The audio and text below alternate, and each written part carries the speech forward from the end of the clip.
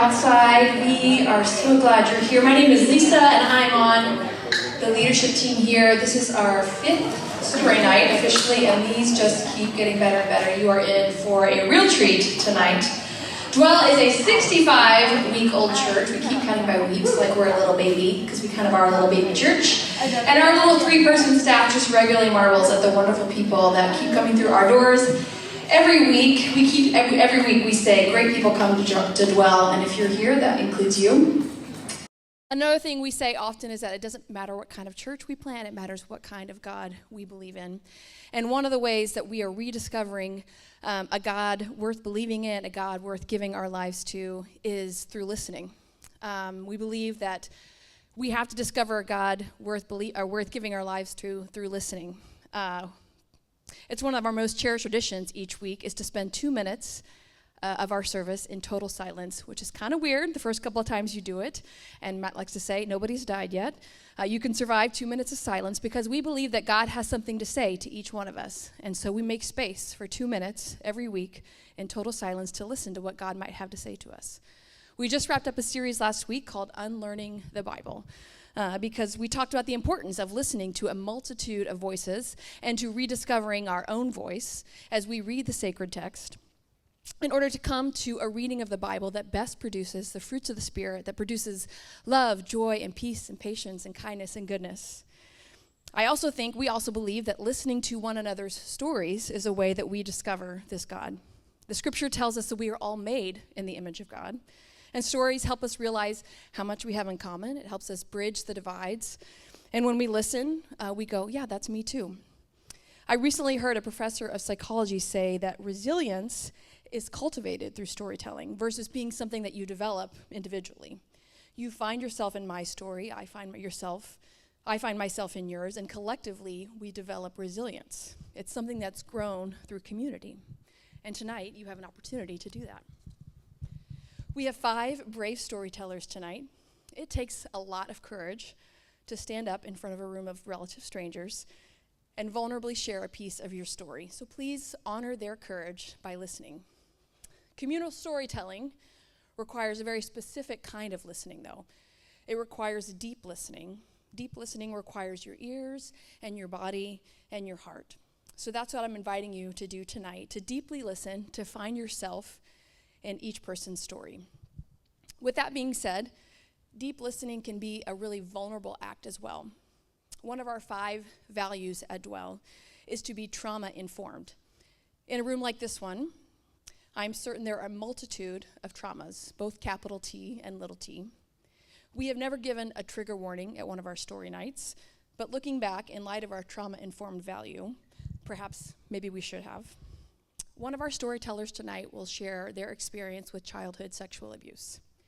It will not be graphic in any way, but given the sensitivity of this particular topic, we wanted to give you a heads up because we recognize that various people might be at a different point in their journey of healing with this experience.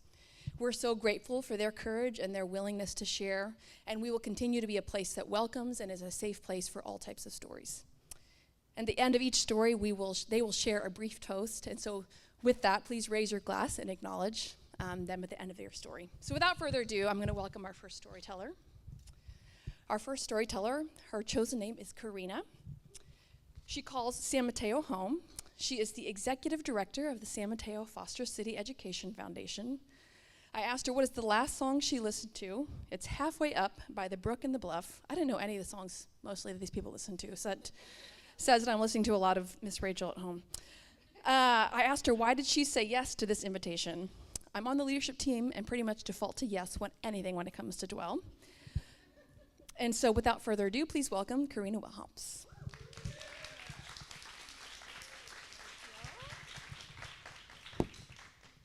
I'm leaving tissues up here for anyone who might need them.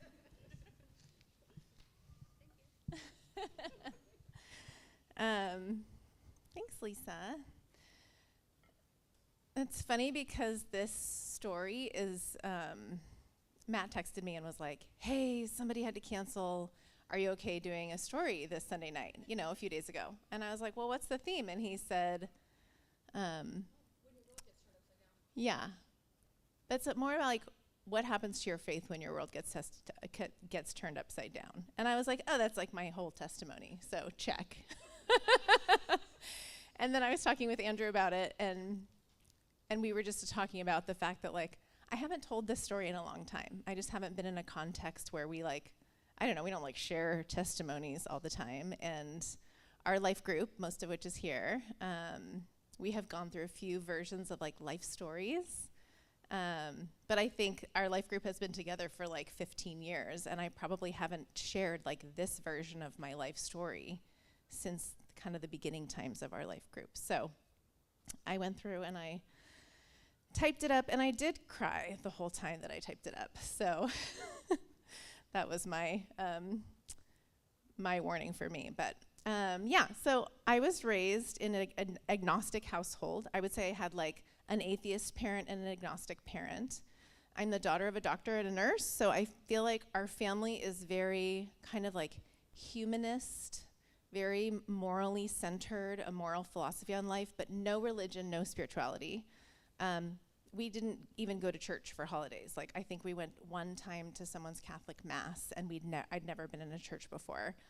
And not like we were like particularly inspired or anything. It was just like, okay, let's go try to do an Easter in a friend's mass. So that's kind of my religious, spiritual background. I'm one of 3 girls, and we are 22 months apart, so a 22-month-old and then twins, and I'm one of the twins. So that's us. I'm from Southern California, so I'm from what we call the South Bay, which I get really confused because I live here now, but like South Bay, LA is Beach City's 30 miles south of LA. So that's where I'm from. And my sophomore year in high school, my sisters and I were all taken to different churches by different people, and within a year we all became Christian. One to like a big covenant evangelical church, one to Young Life, and I got taken to a little Presbyterian church. So for my story, I got taken to this, maybe it was like a 20 to 30 kid youth group at a Presbyterian church. And my best friend took me. I think I went for probably, 6 or 9 months and started making friends, and they were friends there from high school. And then I went on a Tijuana trip where we went spring break of high school year, and we built houses for unhoused people in Tijuana. And I got paired with, at the time I was like, yes, I got paired with like the hot, older youth group leader, who then ended up being this like amazingly wonderful mentor who asked me really thought-provoking questions and was so grounded. And I just have this memory of sitting alone on the top of this roof of a house that I had helped build and watching the sunset and feeling the presence of God. And so for me, that's like my coming to faith moment. My parents were like pretty skeptical but open. I think they were a little more comfortable with my like Presbyterian church than like the big evangelical church that my sisters and now my husband all went to. But they just took time to like be in car rides with us or be alone to dinner with us and ask questions like, do trees have religion? And what if this happened? And just trying to push and make sure that we were thinking about what we were doing and not just taking something on. In 7th grade, my dad had been diagnosed with malignant melanoma, which is like the worst type of skin cancer. And he had gone through treatment, had surgery, and then was in remission. And so I feel like we had this spike of fear, and then our lives just went back to normal, and we were just normal middle schoolers and high schoolers. And typically, after 5 years of remission, you're like in the clear. And so we were looking at this almost 5 years. And right as we led up to the 5 years, oh wait, I had another picture. Hold on. Okay, that's my Tijuana trip when I was a sophomore in high school. Right as we were leading up to 5 years, he was re-diagnosed. And so it was early in my junior year in high school. My older sister, Natalie, was a freshman at Cal Poly SLO, so she was 4 hours away. And he continued working while undergoing treatment, and I would say like his cancer treatments really decreased his quality of life. he had this like metallic taste in his mouth all the time from this interferon drug that he was on. And we're very like food-oriented people. People tease me because I'm like at breakfast thinking about what I'm going to eat for dinner. And he was like that. Like we get that from him, which now they call food noise. But he couldn't taste any of his food, and it all tasted like metal and just lots of other things that were really difficult for him. And he just felt awful. And my older sister would come home from college every few months. And you know when you watch someone gain or lose weight, and if you see them every day, you don't really notice. But if you're gone for 2 months and you come home and somebody's lost 20 pounds, you freak out. And so she would come home and just sob, and we would be like, whoa, that's kind of intense, Natalie. And then in the spring, he got a scan of his liver.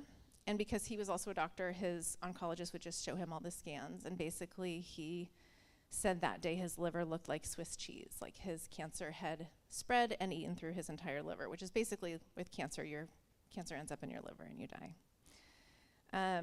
I remember that on his way home from his appointment that day, he was so upset and like freaked out that he backed into a column in the parking garage and like dented his car, which I think just gives me a picture of this person that is like bewildered and shocked and has to get himself home. And he died 6 weeks later. So on the left, that's what he looked like before, and on the right, that's what he looked like 2 weeks before he died. And it was so fast. He worked until 2 weeks before his death, and then the week before his death, he like was walking, and then walking with a cane, and then in bed, and then semi-comatose, and then in a coma, and then died. It was really, really fast. And he died on Father's Day, the night before finals of my junior year in high school. I had just turned 17. He was 56, and my mom was only 48 years old. And I think back about like there were some really magical things that happened during this time. We had a hospice nurse that was from Belize. She was Belizean, and I ended up going, I don't know if it was connected or unconnected. I'm not sure I was that aware of it, but I ended up going to Belize for 7 weeks on a mission trip in college. But she was Christian, and she would like cite Bible verses to us, and that was really special. And then the treatment he had been in made his lower legs swell so big that they found all these books and they shoved them under his bed to like prop up his bed. And so when he knew he was dying and he was planning his own funeral and planning his gravestone, he was looking for books to pull quotes from. And he wasn't Christian, and he was looking for like Shakespeare or some other like great literary quote, and he couldn't find any of those books because they were under his bed. And so he ended up finding the Bible and using a quote from the Bible, and the verse was, "Love bears all things," from 1 Corinthians 13:7. Sorry. So he died at home on the morning of Father's Day, 1997. My mom told us it was time. And my family, you just like talk about everything, super open.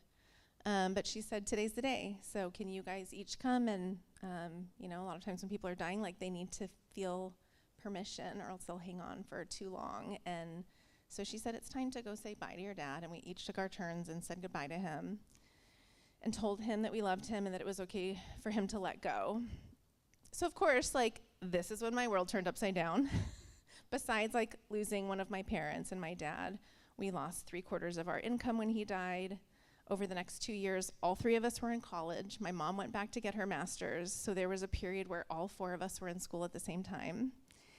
And my mom went from having 5 people in her house to living alone 2 years later. And it just like, my sister left, and then my dad was gone, and then me and my twin sister left for college. So that was such a big adjustment to go from having this big, full, loud house to just being alone. I think that my faith and like the support of my sister's faith was what kind of got me through this time. And I think that his death and dying and watching my mom be widowed and thinking about our life without our dad really challenged my faith. And so even though I had this like young, what I would call like a young baby Christian faith, it forced me to just ask all of the hard questions. And really push on what I really believed. So, like, what does it mean that my dad died and was not a Christian? And why would God let this happen to us? And if this is an all-knowing, all-loving God, why would this happen? And on to the, like, years of questions that you can ask in this situation. It also presented some really intense challenges for us as a family. I think like lots of people, like our siblings are all different than us, and we grieved differently. My sister got home 4 days. She got home from her freshman year of college 4 days before my dad died. And looking back at it, I realized that me and my twin sister are more similar to my mom, and Natalie is more similar to my dad.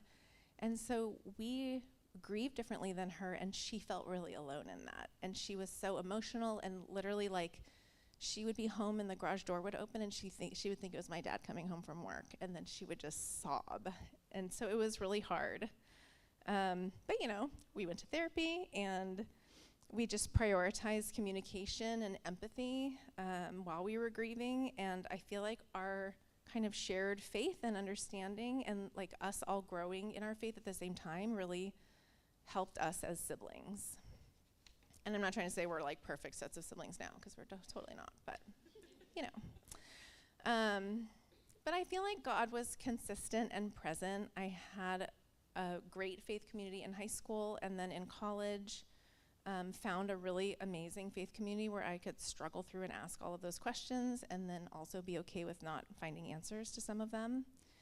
And sometimes I laugh because we are a trauma-informed church, and Matt references a lot that people have baggage with church, and that people who've been raised in Christian families, Christian backgrounds, Christian churches can come here with a lot of baggage. And I just don't carry that at all. Like, church has always been something that I chose, and something that I really benefited from, and something that I loved. And so I feel like I have so many positive associations with each of the churches that I've attended. And I've gone to churches and been like, this is not, like, we don't see Jesus the same, and I'm not gonna go here. But yeah, I just feel like I have all the positive associations of church.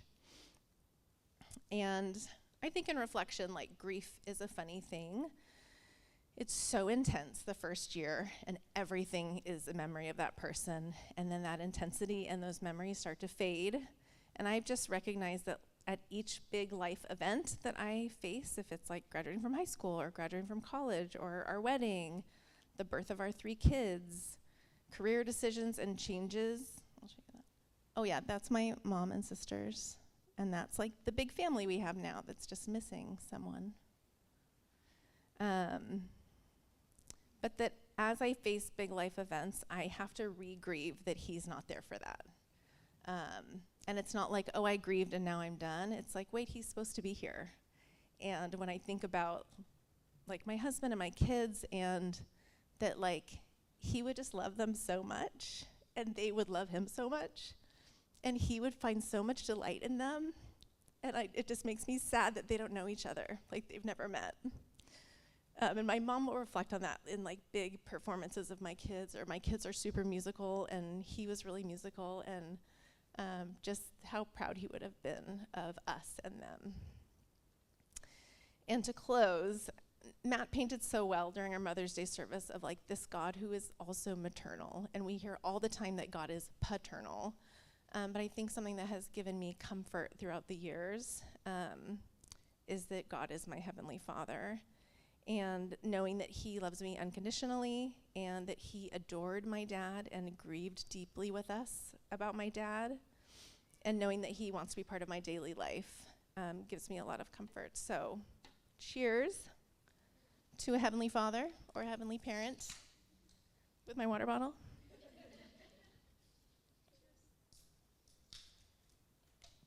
Thank you.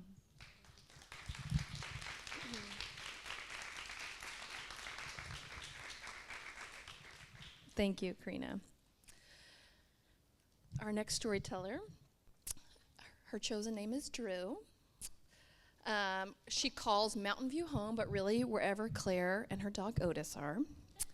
She currently works for the housing department at UC Santa Cruz. The last song she listened to was Put It Down by Angry Baby. Angry Baby's one word. Again, never heard of it. She said yes because I think it's important that all kinds of voices are represented on platforms like this, and when Lisa asked me to do this, I knew I needed to. So, Drew, welcome.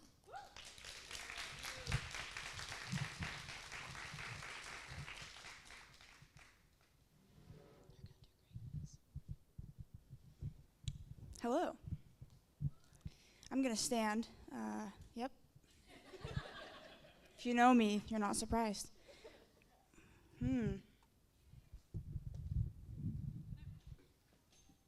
Cool. Okay. Speaking of baggage, I never thought that I would ever be asked to get up in front of a church congregation and be as real as I'm going to be right now. I feel like I have full permission to be fully me, to be brutally honest. I'm super thankful that I found somewhere that I have the opportunity to do that, and I'm super thankful to all of you for making the time and space for that. I was raised in the church from the age of 9, a small conservative evangelical church in very rural California. We went to the Monday night service with about 15 other people, and we listened to the youth pastor preach. I very quickly fell in love with the consistency that church brought. It gave me somewhere to be, something to commit to, and I did. Once I was in junior high, I said yes to everything, and I asked to do even more. I learned how to drum, I went to youth group, I helped with all 3 church services that were held at my little church. I went to every youth group event.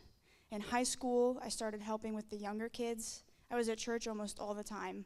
I even started a lunchtime Bible study at my high school. That's where my community was, and really that's where my identity was held. And then I fell in love with a curly-haired pastor's daughter.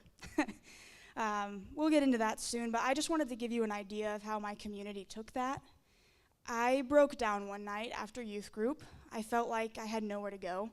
It was made very clear to me that these feelings that I were having were unacceptable in my community. They were anti-God, that they were that intense about it. And so I went to my youth leader and my mentor at the time's house. I opened up to her.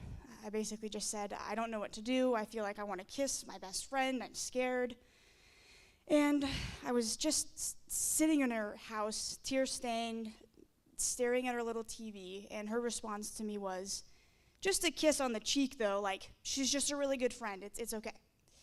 I decided not to tell anyone else what was going on after that.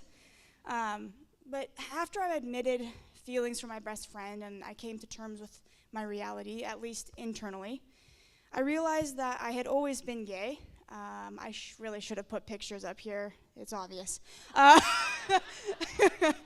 I couldn't imagine actually marrying a man, which of course is what was expected of me. My sophomore year of college, I was an RA at a Christian school, and it was time for us to share our testimony with the RA team. And I decided that it was time to come out. But this time, I was going to be super clear that, like, yeah, I'm gay, but, like, I'm not, I know I need to be, I lost my spot. I have ADHD. I apologize. I know I need to be celibate, right? I was like, I'm going to come, right? Those are going to go together. Gay, yes, no, I know, celibate. And I decided that I was going to commit my life to helping kids who were gay, like scared me, who felt like I didn't have anyone to go to. But I'm just going to let them know that they don't need to be scared they're gay, but they just need to be celibate, and then everything's going to be fine. And this was really the start of my world turning upside down, because it was an attempt to let both my gay self and my Christian self try to coexist in the terms that I thought I knew. And it didn't feel good. It sucked. It hurt me really deeply, and I really hated myself. I despised myself. I didn't understand how I could have become this thing that I thought God hated when I had tried so hard to do it right for so many years. As college progressed, people started showing up in my life that encouraged me to question those ideas. They were honest with me. They thought, maybe, the way that you're viewing your sexuality and your purpose, it might be harmful to you. It wasn't long before I started to hear them out. And wow, it did not take long at all for this huge, building of faith. I thought it was indestructible to come absolutely crashing down into nothingness. I just was like, why do I believe anything here? Like, is it because my dad does? Is it because my pastor told me that's what the Bible says? Is it because I needed something to believe? I don't know if you were here or not for Matt's sermon on this, but talking about when you build a more foundational faith, you have to have these blocks at the bottom that have to always be true. So I pulled one of those out, and it was like, we're done. Um, so after I kind of let that fall apart and asking those questions, and now that I felt like it was safe to do this, I accepted my sexuality. And at first I was just so angry at God, at religion, and at all of the people in my life that had taught me, whether they meant to or not, to hate myself. Almost everyone from my home community, my church, my family, pretty much everyone where I'm from ostracized me. Home was a scary place to go. It was clear to me that no one saw me as myself anymore. I was like a sick outsider, and it happened really fast. I walked away from my faith completely. No more Bible reading, no more praying, no more going to church, no more talking about what I do or don't believe about God. I was done trying, and I was so angry. It was like I was giving up my whole identity. And yet, I have never felt so free. All these images of chains being broken and burdens being lifted that I grew up with, ironically, started to make sense. I started spending time with myself, learning about me for the first time. I confronted qualities that scared me. I acknowledged my trauma, emotional, physical, and spiritual. For the first time ever, I began to understand what it feels like to love myself, to be proud of and thankful for who I am. And that was life-changing. That really did change everything. And I just couldn't stand to outwardly identify as Christian. That religion hurt me. It's hurt hundreds of thousands of people.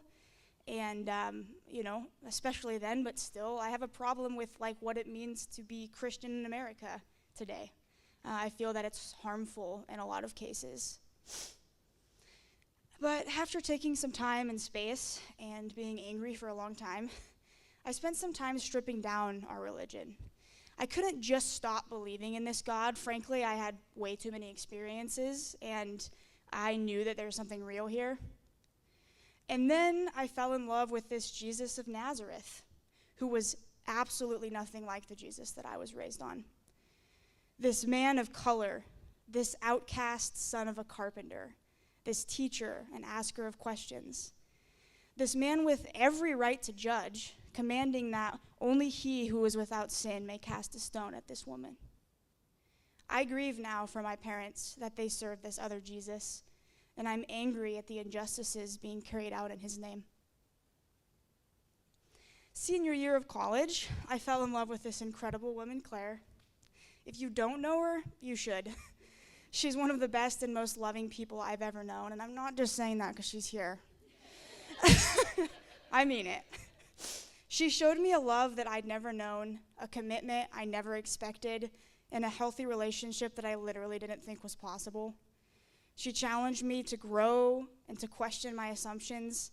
Frankly, she completely changed my view of people and of God. It is kind of hard to imagine this loving God described in the New Testament when unconditional love is a foreign concept.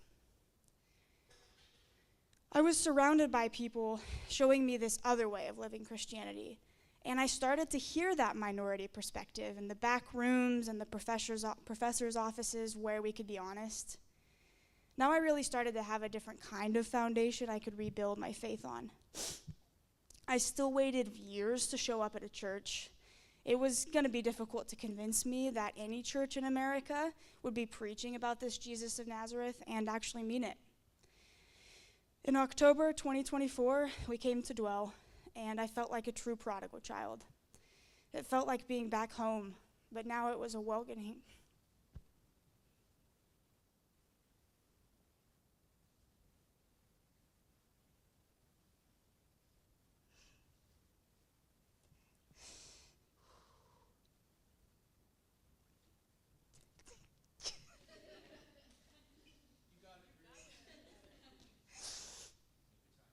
Yeah, thanks.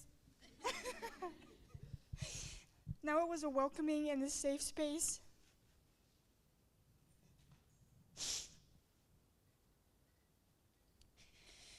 I returned to a faith that I thought I'd walked away from for good.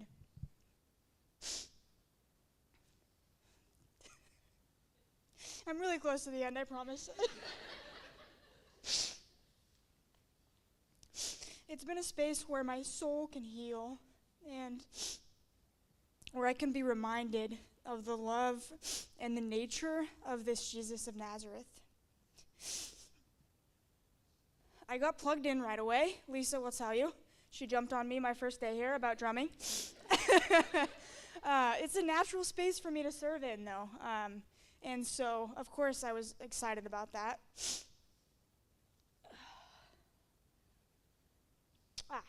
It was just now when Lisa asked me to serve or when Matt asks me to help lead a book study, I know that they're asking me, all of me, and they mean it.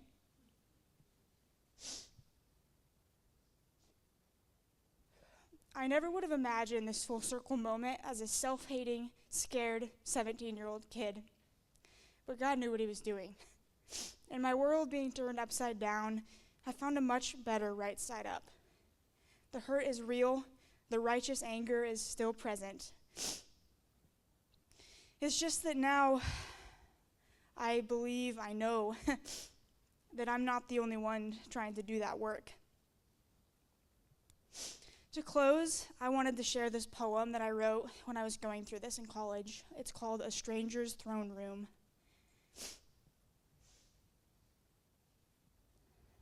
Walls washed white, stained glass windows, scenes of a savior. Benches like brick laid, 7 rows, 3 sections. Stage filled by one. Comic Sans projected against blue above him. Some eyes focused, most hands folded, hearts and minds ridden with guilt and shame of action unavoidable, held accountable, for all have sinned.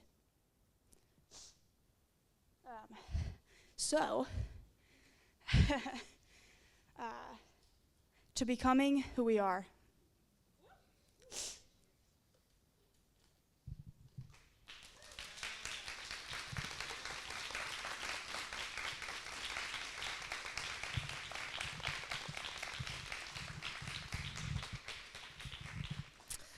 What Drew didn't say was I had zero chill when she sat at my table and said, I'm a drummer. I was like, okay, well, see you next week. Call time is 3:30.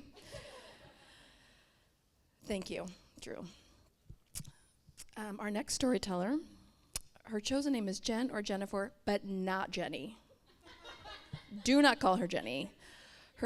She calls Burlingame home. She was born and raised there. She is the executive director of a nonprofit. The last song she listened to was How Long by John Guerra.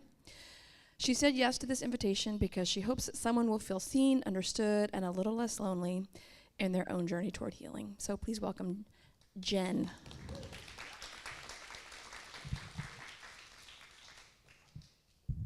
Thank you. All right, so when I got married in 2008, it was clear right away something was not right. I was experiencing really intense psychological symptoms, including panic attacks and really violent, awful nightmares. Life was stressful. Speaking of your world being turned upside down, in the course of only 9 weeks, I had finished my doctorate, bought a house, got married, moved across the country, and started a new job as a tenure-track professor.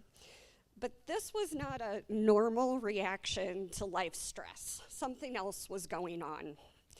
I started therapy, and eventually 3 therapists came to the same independent conclusion.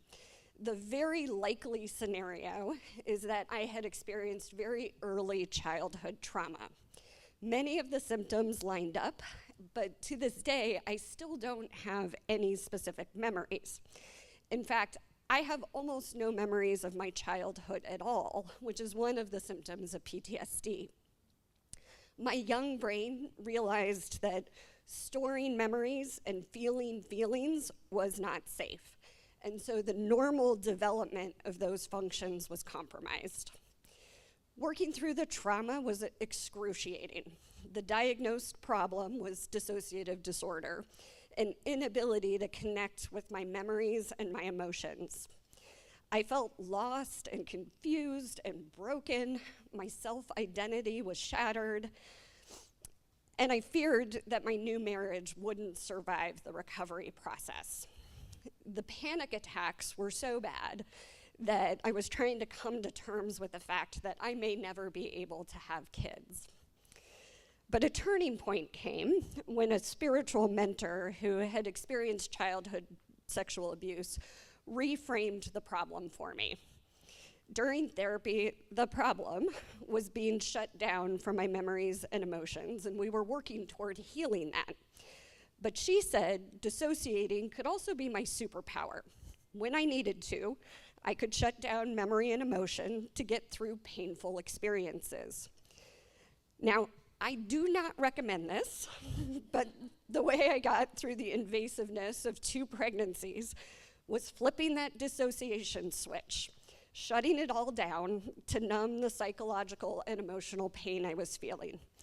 I chose to have 2 deliveries with no pain meds because it was easier to feel the physical pain than to experience the psychological and emotional distress that I otherwise would have felt.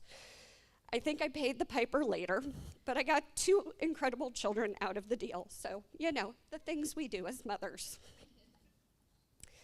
In the early days of the recovery process, I was very angry with God.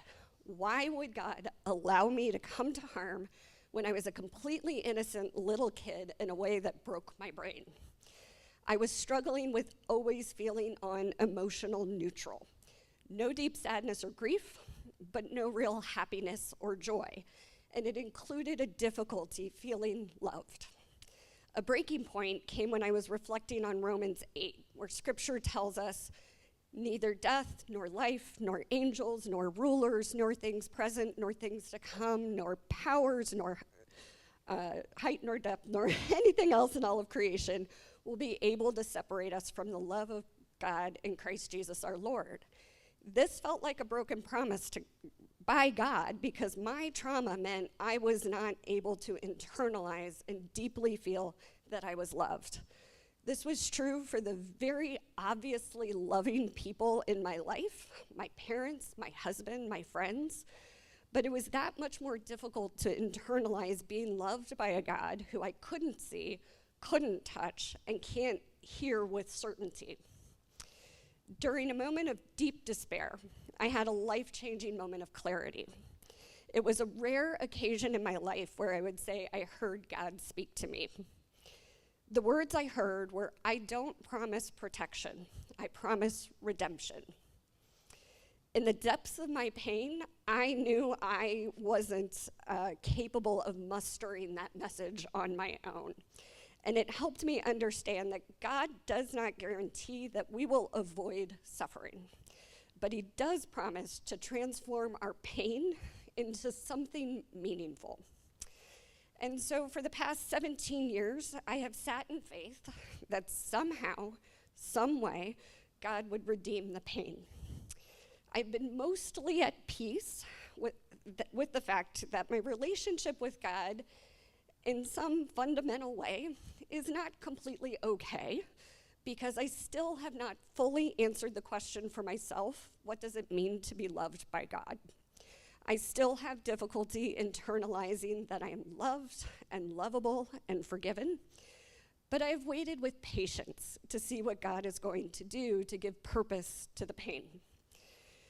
The painful experiences didn't end in childhood. As a woman engineer, I have dealt with all manners of harassment, and I have mentored dozens of other women through it as well. When I was a professor, I had a student back me into a corner and physically threaten me. As a new mom, I had a boss's boss allude to the fact that he knew I needed to pump by going, and I had a different boss rub his hand on my breast outside the executive conference room on a Friday afternoon. Through all of these icky experiences, God has given me new depths of empathy and a deep conviction that I will not stand by and watch others come to harm.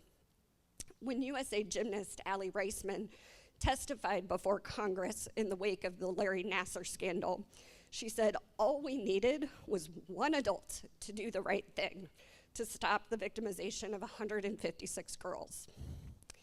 God's redemptive power over my own experience has been to replace fear and victimhood with wisdom, savvy, and moral conviction so that I can be the one adult to fight against toxic cultures and protect others from harm.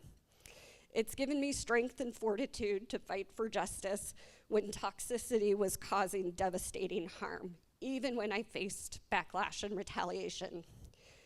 God's redemption is in the self-efficacy and resilience that only experience brings. The journey is not done. Not everything is perfectly as it should be, but the message of I don't promise protection, I promise redemption has given me hope and patience and openness to keep trusting that God will lead me through whatever comes my way. So with that, to redemption.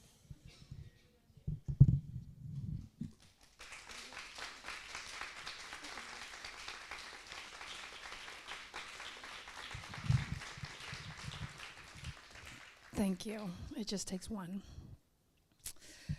Well, we have two storytellers that are coming up to share next together. Their chosen names are Junior and Abigail.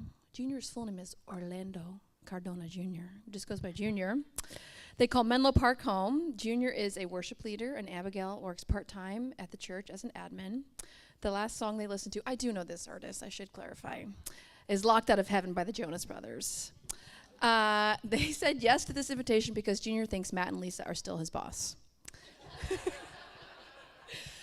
But seriously, we have people we love who attend well and have been really supportive of our journey. We are thankful for the miracle God has done in our life and hope it can bring hope to someone who is praying for their miracle. So please welcome Junior and Abigail.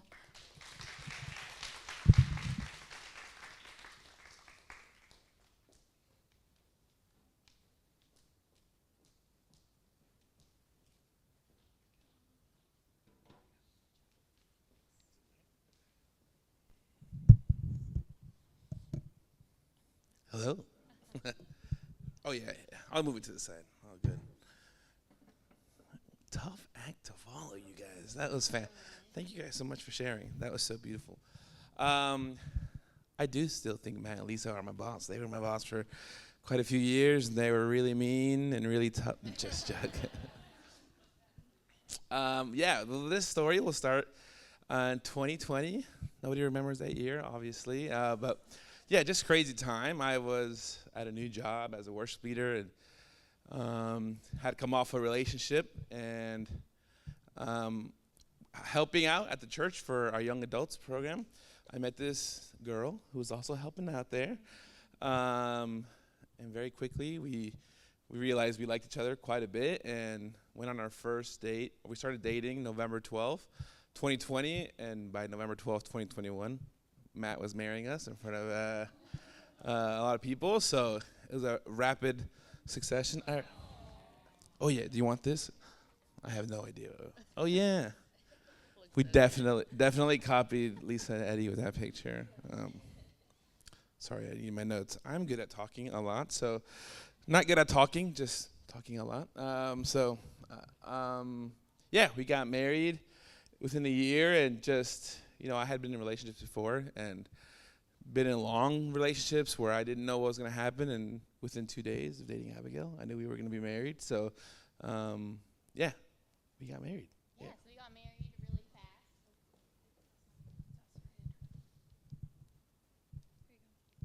Yeah, and a theme in this story is we do a lot of things rather quickly. Not on purpose always, but we had been married like around 2 years. We're like, you know what? We just got back from a really amazing vacation. We went to Cancun and relaxed and ate and drank. And we're like, you know what? I think we're ready to start a family. So we had friends and people in our life that had struggled to get pregnant. And I was like, we just don't know what our situation is going to be. So let's just go for it. Let's just try. And a few months later, we found out we were pregnant. We love telling this story because we had been trying for a few months and I had no chill. I was like mapping everything to the T, and so this month I was like, I am gonna be so relaxed, so chill. And Junior's like, I am not feeling good. Like, I think that I'm like sick, and he's like, I'm gonna take a COVID test. And so we run to the store, get a COVID test, and he tested positive for COVID. So he's like, you know what? Since we've been trying, you should just take a pregnancy test just to make sure. I'm like, I'm not pregnant. Like, I know I'm not. So he's like, just go take one in the bathroom. Like, just make me feel better that we can, be extra safe. So I go in the bathroom. Clear as day, there are 2 lines, and I scream. I'm like, you are kidding me. We couldn't hug, nothing. We're just sitting across from each other in the living room like, I can't believe I'm pregnant. So we like to say we both tested positive that day. Short story on that. First of all, that's how Lisa told us all that she was pregnant. In the dead center of COVID, we were all freaking out. She's like, you guys, I've tested positive. And we're all like, and she's like in front of us, and we're like, you should not be here. And then she said she tested positive. But another funny thing, she tested positive for being pregnant. Yeah, sorry, I didn't finish that sentence. Also, when she was taking the test, I was on the phone with Matt, telling him, I'm not gonna be able to go to work tomorrow. Just heads up. And I just hear Abigail's gasp in the bathroom. I was like, you're kidding. I thought she was pranking me, but it's quite the prank. Yeah. Yeah, very soon after we found out Abigail was pregnant. She got really sick. Just they call it morning sickness, but for her it was kind of 24 hours a day sickness, and really not feeling well. And at about 7 weeks, she was like losing weight. It wasn't great. And so I just told her, hey, how about we message the doctor, see what she says. And so the doctor says, hey, this is really early on. Anything can really happen. So let's have you come into the ER. Just to get checked out. So we did. We went straight to the ER, and we were there for 8 hours, a long day. So about halfway through, they bring Abigail in to do an ultrasound, and I was buying food. Also, I'm really good at doing that. So Abigail was in the ultrasound, but at that point, I had come back, and I was just in the waiting room waiting, and she comes out, and she has this kind of funny look on her, and I'm like, are you doing okay? She's like, yeah, she asked me something really interesting. I was like, oh, what's up? She's like, she asked if this was like IVF. I had no idea what IVF was, so I was like you're sick, or like what is it? She's like, no, IVF, and she explained to me what it was, and I was like, oh, I made nothing of it. I was like, oh, okay. And then she's like, Junior, you may have to be like prepared that it might be more than one baby. I'm like, no. You're crazy. Definitely not one. That only happens to Lisa. So she's like, it was really strange that she asked me that. So just keep an open mind. I'm like, okay, whatever. So then we were there so long, and then they tell us, hey, the doctor will see you in about an hour. We're like, okay, sounds great. So I'm kind of just like walking, because we've been in the ER. So I was just kind of walking around the ER. And then Abigail goes, Junior. I was like, what? She's like, come here. And that's why I'm like, what is it? She's like, the results are in my phone. I was like, okay, that's great. She's like, read them. I'm like, I don't have a degree in medicine, so I don't know what's going to say. She's like, just read them. So I start reading them, and it says this word at the top that till this day. Now I know what it means, but I didn't know what it meant at all. And I was like, I was like, I don't know what this is. I was like, let me Google the word. And Abigail's not known for her patience with anything. So she snatches the phone and keeps scrolling. And I'm like slowly Googling the word that I didn't know how to spell. And so then she's reading, like, oh, and then finally she goes, fetus A, 159 BPM, fetus B, 152, and fetus C, 46. And I'm like I'm like Googling, I'm like, fetus C. I'm like, are you fetus A and we have twins? She's like, you moron, I'm not a fetus. I'm like, oh. And so then finally my Google search comes up, and it says a triplet pregnancy. And I could not believe it. I was like, no way. They're pranking us. She's like, they don't prank on medical forms, Junior. So very quickly after they brought us in, the doctor calls us in, and he goes, well, you guys have been so patient. I don't think it still had hit me. I'm just dumb. So I don't know what was happening. And we were both like sitting there kind of like waiting for him to rip the Band-Aid off. And he's like, well, I've given some good news, and I've given some bad news. And he's like, but I can promise you this. I've never given the news I'm going to give right now. When he said that, I was like, son of a gun. It's going to. And he says, yep, you are very much so pregnant. and pregnant with triplets. 3. Yeah. Yeah, so the next week I had my first appointment with my OB. So we went in and she's like, yeah, you have 3 babies in there. And so pretty much from the beginning, they had let us know, like, hey, don't plan to have all 3 babies. Like, it's pretty rare that all of the babies will survive. So our OB was kind of like, just let nature do what it's going to do. So every week from that week on, I had an appointment just checking on the babies and seeing if everything was okay. And our goal was kind of like 12 weeks. They're like, if you make it to 12 weeks, you're pretty much golden. So we go to 12 weeks, we go to our anatomy scan, and we're golden. We're like, we're good, we're money, we made it. And so we had another big scan around 16 weeks. And so this was the best and the worst appointment. They're like, do you want to find out the genders? I'm like, duh, I've been waiting for this. So we found out that we were having 2 girls and a boy. We were so excited and just crying and so filled with joy.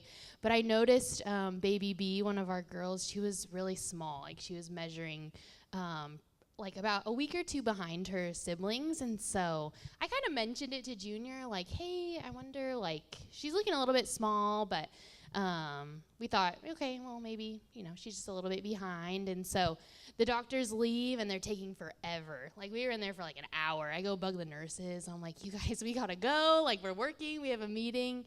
And the doctor comes back in and is just lets us know, like, hey, this is not good, what we're seeing. Baby B is really small, and at this gestational age, that is not good to be seeing a baby that's measuring that length. And so they kind of let us know, like, this is not looking good for you guys, so we're going to send you guys up to UCSF, because there can be multiple reasons that your baby's not growing. It could be your placenta. It could be a lot of different things, twin-to-twin transfusion syndrome, all these things we never heard of. And so the next week, we ended up having an appointment at UCSF, and Matt actually gathered all of our staff and our life group just to pray and to cry out to God, really, for our babies. And for us, we were told there was kind of 2 options. Like, our baby was probably going to die, or we were going to have to make a really hard decision.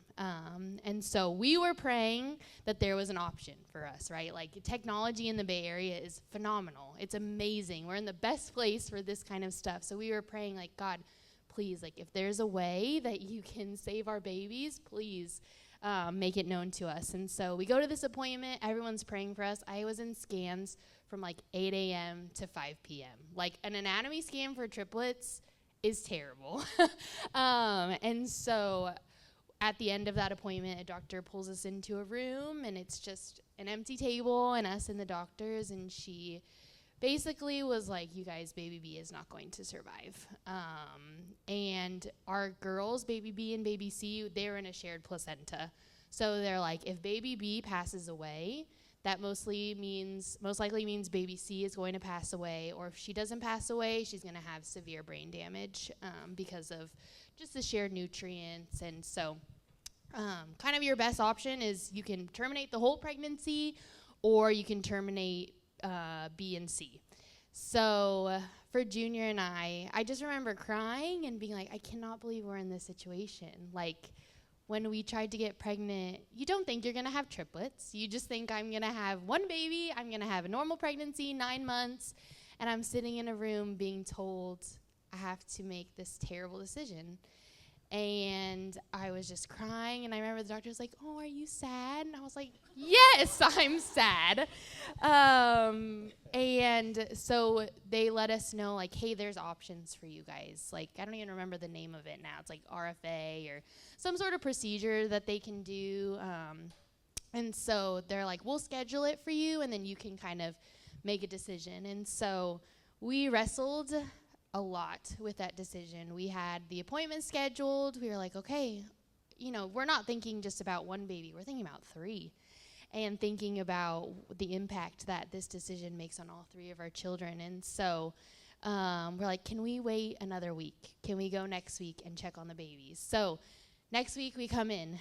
baby B, she's still growing. She's really small, but she's still hanging in there. So they're like, okay, we can move your appointment, your RFA, to next week. So we're like, okay, let's move it next week. Let's come and check on her again. We move it next week. We probably did that 4 or 5 times. We had 5 surgeries scheduled. We were going to fly up to Seattle. Like, it was just insane, just taking it week by week. And every week we would just say, okay, if baby B, Parker Marie, if her heart is still beating and she's still growing, we're going to hang on. And so we felt like just from the start of this pregnancy, God was not asking us to trust him for 9 months from now, a year from now. He was asking us to trust him with today. And then when the next day comes, we had to trust him with that day.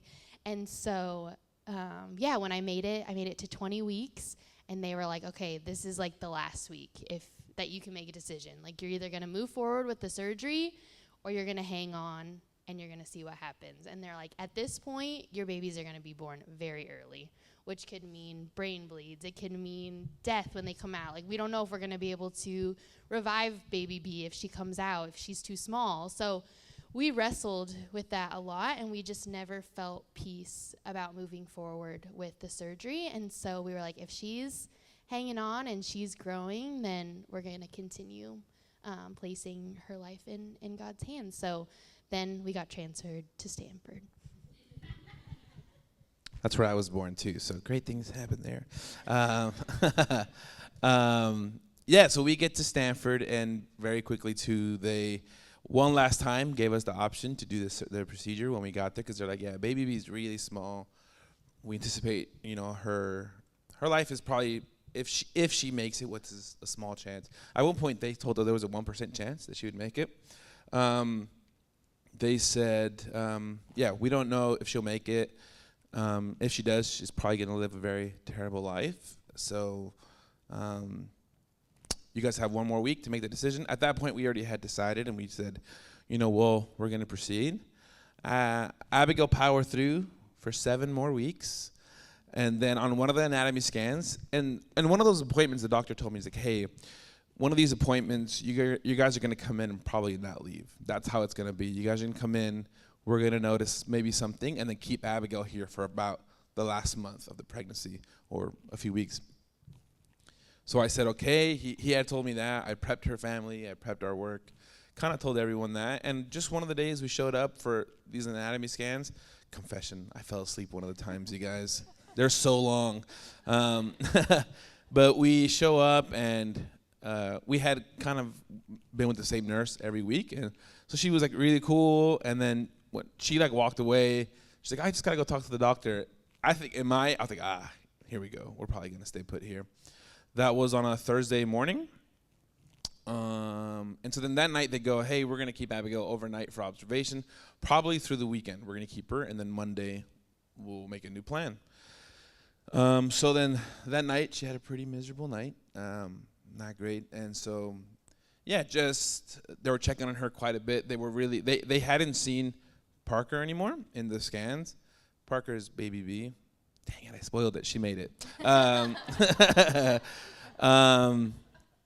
They couldn't see her anymore, which something really weird happened is they say that our other 2 babies kind of surrounded her. One went on top and one went on bottom. And so they go, hey, we can't see her anymore. We're not finding her heartbeat anymore. So we're going to keep you guys here. As long as we can kind of hear the heartbeat, we're going to be okay. So we waited there. The next morning, the nurse comes in, and the doctor comes in like at 6 in the morning, and it was a really hard night. And she goes, Abigail, how are you feeling? And she says, not great. Had a pretty miserable night. And she's like, what about contractions? Are you having contractions? Abigail's like, no, they're just kicking a lot. She's like, no, those are contractions. You had contractions steady through the night. So we're going to check to see if you're dilated at all. And at first I was like, dilated in 27 weeks. And so she goes like, you have started dilating, so we're gonna give you medicine to slow it down, to see if we can push you through all the way through Monday. This was Friday morning, to see how if we can give some steroids to expand the baby's lungs for when their arrival comes. And so, what happened after that? Remember. Abigail at this point was pretty much sleeping the rest of the time, and she woke up like around 11:45 a.m. and she like looks at me and I was like, "What's up?" She's like, "Something's changed." I was like, "Oh no." She's like, "Yeah, something's changed in my body." I'm like, "Bad? Are you in pain?" She's like, "No, I could just sense something's different in my body." And so the nurse was sitting right outside and she like sticks her head and she's like, "What did she say?" I was like, "Something changed." The doctor runs in. She's like, "Okay, we're gonna check you." She's like, "Yep, she is 5.5, 6 centimeters dilated."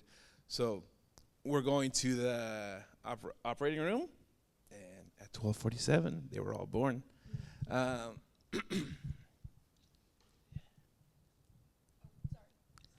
Oh no, I was just trying to not cry, but looking at myself makes me not cry, so that's good.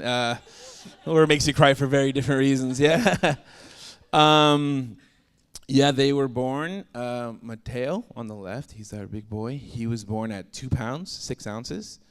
Parker Marie, who's the one we were praying for quite a bit, was born exactly 1 pound.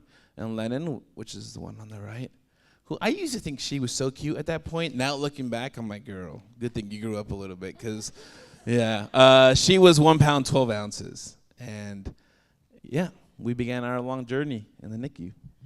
Yeah, so obviously they came very early. So the nurses, the team had kind of let us know, like, hey, plan around your like original due date, which is in April. So we knew we were going to be spending a few months in the NICU. The first week was a blur. I don't really remember a lot of it. We would get calls in the middle of the night. They were all intubated, so they needed oxygen. They had feeding tubes. Our son, like the second day we were there, his stomach had like a hole in it. I didn't even know that was possible. So it was just kind of an experience. If you've never had it or known someone, I just didn't even know that things like this happened.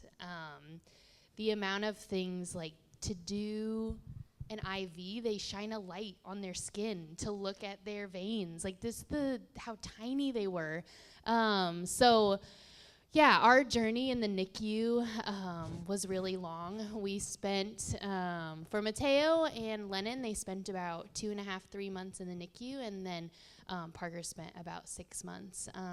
And so we spent a lot of dark days there. But we have friends who are kind of walking into a season like this, and they kind of asked our advice. And I think something that I took away from this is when you're going to become a mom, you never imagine your experience to be like this. I never imagined having to wait a week to hold my son and to have a whole team surrounding him just to get him out of bed, and then having to sit there for like an hour and being told you cannot move because his breathing tube can't move a single centimeter. It just isn't what you imagined, but I think it's also really beautiful, the fact that I got to have these moments with them. And I think Junior and I, through this whole experience, I think just taught us about gratefulness. And we always people would talk about miracles, right? Like, and for a miracle, you think best case scenario, right? Like best case scenario, I make it to 32 weeks, these babies come out, they maybe have a short stint in the hospital, and then we all go home and everyone's fine. And that just wasn't our reality. Our reality was we spent a total of 6 months in the NICU. Parker Marie had to be resuscitated. We had just horrible experiences, and we look back on that time, and God is still good, and he saved our children. And and we're so grateful for the team at Lucille Packard for saving their lives. So Junior will talk about discharge, and then we'll wrap up because we're going long. I told you guys I talk a lot. Yeah, just to kind of piggyback a little bit. There was one day where Parker had a really hard day in the hospital, and we had to kind of rush. It was the day they were resuscitating her. We didn't know. They just like, hey, you guys need to get here right now. She already had been in there for about a month and a half, and we were like, what's going on? They're like, just get here. We're currently doing chest compressions on her. And we were in the cafeteria, so we're rushing over. And I remember having this out-of-body experience, and I just started praying. And I can remember seeing Abigail and myself like power walking through the hospital to get to what I thought was going to be like the worst situation to walk into. And that day was maybe the only day in my life that I felt like I've audibly heard God. And he says, remember that my greatest gift to you isn't my miracle, it's my presence. And I was like, don't say that to me right now. Miracle, yeah. And that stuck by me. And every day that I see her, I'm like, yeah, his presence has been with her and her life. And so, yeah, it is our greatest gift that his presence has been with us through that journey. Mateo and Lennon came home about a weekend apart, which, that is crazy to have two babies at home at the same time. And discharge was crazy for Parker. She had been there for quite a bit and had a bit of problem with her, obviously her lungs weren't developed, and so she was intubated for months at a time. And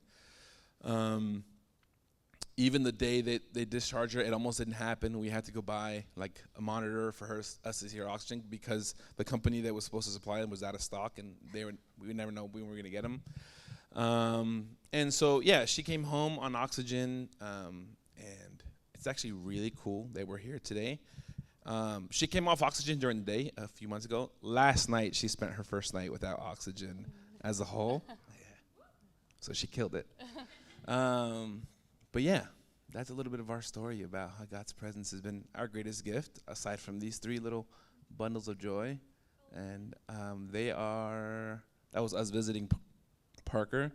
They are almost 16 months now. That was us at Easter just a few weeks ago. Parker rocking the helmet. Lennon doesn't like anyone else but her mom. And then Mateo got upgraded from me, blonde hair and blue eyes, but whatever. I still named him after me, so he's Orlando the Third, so but yes, we thought of Lisa for this cheers. Cheers to, what is it? Multiple parents of multiples. No. Cheers to multiples and the parents who love them. Cheers.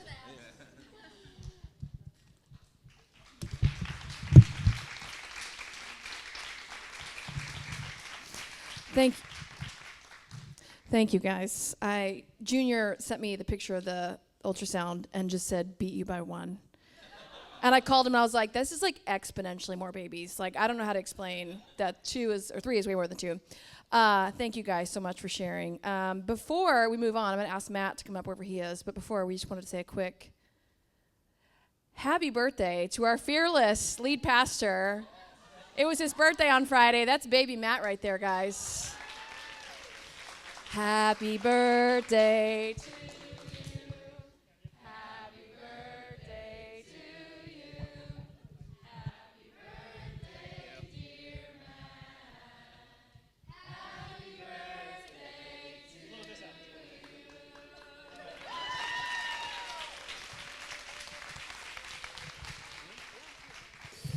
you. Thank you for the star and for singing to me. It means a lot. Thank you all for being here. Let's give our storytellers another hand. You guys were amazing. Each story night I walk away thinking, I learned so much about being a human being through that experience. I hope you did too. Something that's very important to me about Dwell Church is that it certainly doesn't belong to me. It doesn't belong to our staff or our leadership team. This is Dwell Church. And what's happening to us is we're slowly together forming a safe place where someone could really tell their story. And I hope if you were a listener today that you feel great permission to live your story, to share it with us. And part of the great gift that you all gave to us is giving us permission to be ourselves. And so thank you for the amazing opportunity that you extended to us to become who we were meant to be. One of the convictions of Dwell Church is that there is kind of an old gospel, an old good news that we have all heard, or maybe you're familiar with, and it goes something like this, that Jesus died for your and my personal sins so that we might one day go to heaven and escape whatever this is. That's what I was taught, or at least that's how I internalized it. And some of those parts are true. They're so important to our faith. We don't have to get rid of them. But if we think of that as Jesus' good news, then it would be too small. That he was announcing something far more majestic and transformative that forever and ever his presence would be available to us in ways that change our lives. His great gift to us is his presence. And so if nothing else, if this is your one day of attending Dwell Church, I hope that you take with you the promise that Jesus' good news is that he will be available to you when you call upon his name. And something we're exploring together is, what does it mean to discover or rediscover a God worth giving our whole lives to? If we imagine God as so good and so loving and so pure that we would give our whole lives to him, then maybe we're just getting a little 5% more accurate to who God really is. We're learning together to imagine God more accurately and worth entrusting our whole lives to. And I hope what you heard tonight is people who had discovered that God, a God worth saying, okay, maybe you are worth trusting with my life. Because I too have met a harsh version of that God. And here's what I thought about tonight. The harsh version of that God is completely unsurprising, quite consistent. But a God worth truly giving your life to, oh, he's full of surprises. He's going to do a lot of things you could never expect or guess.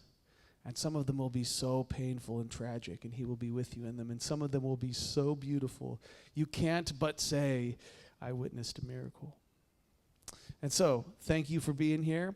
Next week, we'll be at Laurie Meadow Park, dwelling in the park. After that, in June, we'll be working our way through a series called Dearly Beloved, How to Think About Purity After What is Sometimes Called Purity Culture. But more than anything, I want to say thank you, even if it was just for one day, for being a part of the Dwell Church story.